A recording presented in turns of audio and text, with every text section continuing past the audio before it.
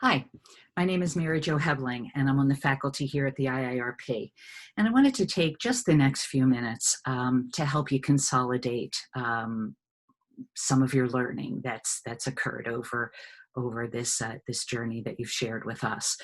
Um, I'd like you to look at it, if you will, as maybe moving day, right? You know, you've gathered all of this information. You've learned some new concepts and philosophies and constructs and practices.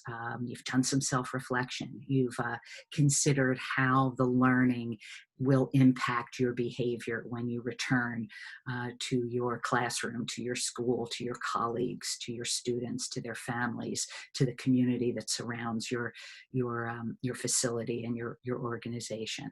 So think of it as moving day, if you will. Okay. And in order to do that, I'd like us to really start by reviewing just briefly the three principles of fair process. You took a look at these on the first day of your training: engagement, explanation, and expectation clarity. And whether you're in a position of authority or not, we all have influence. So we are all going to return to our communities with that influence. All right. And I'd like you to consider those three principles as you do that. How is it that you intend to engage those with whom you work? Whether it be your colleagues, perhaps those you supervise or lead, those their students, their families, the community members that support your school and your organization. How are you going to engage them in that? So it's not something they're just wondering about, but you're purposely engaging them.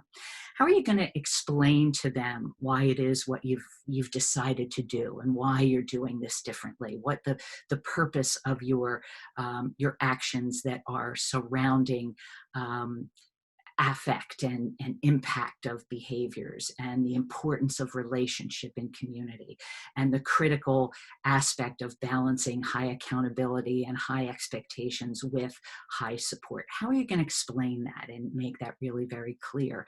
And then how will that expectation clarity be understood by those with whom you work? You know, expectation for them and the expectations for yourself, what you will expect of yourself, what they can expect of you, and then mutually, you know, that connection to that expectation. I'd also like to align this with the organizational change window, all right, which indeed is rooted in the social discipline window, the high accountability and high support. I mentioned that a few moments ago, how critical that is in understanding what that with will look like, what that restorative will look like. It's about work. It's about work that holds us accountable to high expectations, to clearly what it is we need to do in order to have a safe community where learning can occur, where we achieve to the best of our ability. What are those expectations? And how do we do that as an organization and as a leader or a person of influence in that organization? How do I maintain those expectations? How do I also provide the support that those expectations need? That the people who are upholding those expectations need? What is that support and what is the balance of the two? So if I think back to the social discipline window, that's how I do that within myself and within my own practice. Now, within these organizations or these groupings that I am moving back to, these communities that I am moving back to, how can I balance that? And how can I bring what I've learned into some fruition, right, with that community by keeping these elements in mind, these elements of fair process and the organizational change window. So if we're going to look at this as moving day, okay, then we've developed some questions that we believe will be helpful to you in unpacking, all right, your boxes or your suitcase or your backpack or briefcase or whatever it may be. And I'm not going to read these questions to you. I'm sure some of you have already begun to read them. They're pretty logical questions that will help people in understanding where you've come from and where you're going, and how do you include others in that. I'll point out a couple that I think are critical for you to keep in mind, and why we've purposely, you know, framed them here. But again, these are not to limit you, but they're certainly to guide you. Two of the questions that I think align really critically are the one about the impact on you professionally and the impact on you personally. Because it's really, really, I think, pretty impossible to separate the two.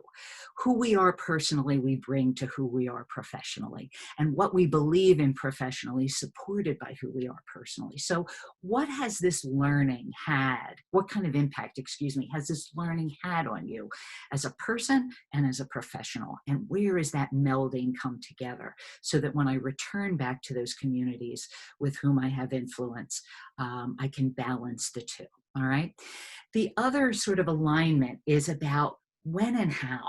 All right. So, what can I go back and start immediately? And which changes may take time, which should take time, because it may be too much too soon, right? And I have to balance some of this. So, manage in your own self-reflection and your own plan for a return. What is it that I can start doing immediately, and what other things may indeed need to stay in the package, in my carrier for a little while until I'm ready to bring that out and ready to move. And then the last piece is about change being sustainable, right? There's nothing that we hope for more, that when we believe in something, that it will take root. It'll take root in ourselves. It'll take root in those we have influence with. It will take root in the organization with whom I work and with whom I have influence. So how can I sustain that?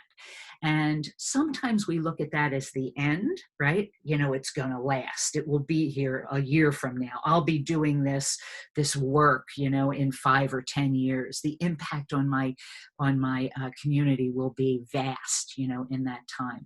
Instead, I might suggest to you that you see sustainability in movements and steps and chunks. And how do we move towards sustainability rather than wondering what will it look like as an end result?